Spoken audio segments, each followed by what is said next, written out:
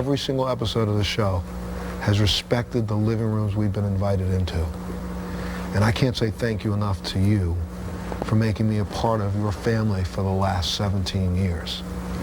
His final episode, I watched that final episode. So that was, yes, Montel Williams' goodbye to daytime back in 2008. And that speech ended a 17-year run with more than 4,000 episodes. We were lucky enough to have the daytime legend on our panel today. So Montel, how did your life change after that day? You know, for a little while, I started thinking, you know, I'm happy because what was going on, we did so many really serious topics. I think when people look back, they try to, you know, make a joke and say, well, you know, you did this, that, the other. No, I think if you remember, our show is the reason why automobiles have a latch in the trunk, a release latch. Because back then, kidnappings were taking place, and we actually, our show was one of the reasons why, I don't know if you know this, but you could take a analog phone and you could tap out on the phone 911 because we had a woman who actually had been abducted, was in a place that got removed the handset, so she had the only way, and there was no dial, so she had to tap out 911 to get help. So we did a lot of serious topics, so many so that I started wearing them when I was going home. You know what I mean? And so I just had to stop for a minute, take a break, get my brain back together. But then as soon as I did that, I realized that, you know, there was so much more that I needed to do and so many more things that I wanted to do. So I started giving back in other ways. That just really touched, I'm sure, all of us, the idea that you started wearing it because like, it's very difficult, and that's a conversation that people don't really have, that when you're constantly inundated with so many traumatic stories and we're empathetic people, it's hard to shake that. You know, our show started something that a lot of people take for granted. We started something called an Aftercare program. I was the only show in the history of television that had a staff psychiatrist that sent people not to 3 minutes in a green room after the show was over. We sent people to full residential treatment centers. Thank you. I had a woman on a show who was abused enough that the husband had busted her lip. We sent her out for plastic surgery so that she could wake up in the morning and not have to see the reminder of the damage that she had lived through. So, I mean, some of these stories where you can't dig into a person's life, have them share their internal, most heart-wrenching things that go on with them and not take that home.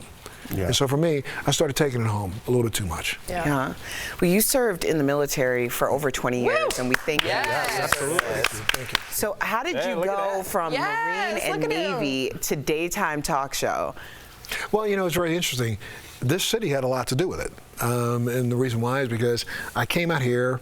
I used to do a presentation around the country in high schools. I spoke to about 1,500 high schools across the country from 1988 to 1991. And I had a moniker that I used to say was, "Mountain, get out of my way." And I was telling kids that no matter where you came from, you know, if you studied hard, stayed in school, you could overcome any obstacle that was in your way. I spoke around the country. It was about to 1.5 million people. That itself, I ended up doing an open for the motion picture Glory. If you remember, Glory came out in 1990, and I did an open for that because I helped get Glory as part of the national high school curriculum. So it's in every school across the country. Wow. A producer in California saw me on the front of his tape. It was Freddie Fields, he's passed away. Freddie Fields produced Glory. He saw me on that and literally called my office and said, "Hey, pal, what are you doing on my movie? I want to know, who are you anyway? Come out here, let's talk." I went out to LA. Watch this, I met with him Christmas Eve 1990. By January 1991, I was in conversations with syndicators across the country. Wow. By April, I signed a contract. May 5th, I went on the air. And it was my first show. And it was really kind of crazy because I had just won an Emmy out here in Denver for a show that I did for KCNC called The Fourth R, Kids Rap About Racism.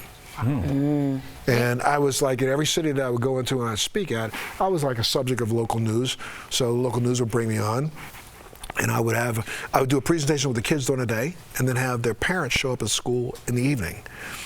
I'm hoping that maybe somebody starts doing that again, because that kind of starts bridging the generational gap and making people understand what's going on in their children's lives. Yeah, and listen, you have a show. We're going to talk about it, I hope, at some point, but you do have a show called Military Makeover. It's going to be airing on Lifetime. We want to learn all about that, but we'll be right back. Montel, we got to talk about your new show on Lifetime. Tell us everything. It's an incredible show. It was on for quite a while before I got involved. It's called Military Makeover. What we do is we pick deserving veterans and we literally make their homes over from the ground up, giving them a forever home rather than a house.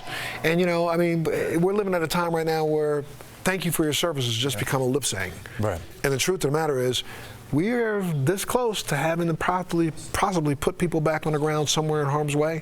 So we got to do as much as we can for those who protect us. Amen. Absolutely. Thank you for that. Yes. DBL Nation, we want to remind you to watch Montel on Military Makeover, airing on Lifetime. Also, don't miss Montel's new podcast, Let's Be Blunt. It provides education and information on the cannabis industry. You can also listen to his weekly podcast, Free Thinking with Montel. What a special day to be with you. Thank you so much. It was a special day to be with you all. Thank you.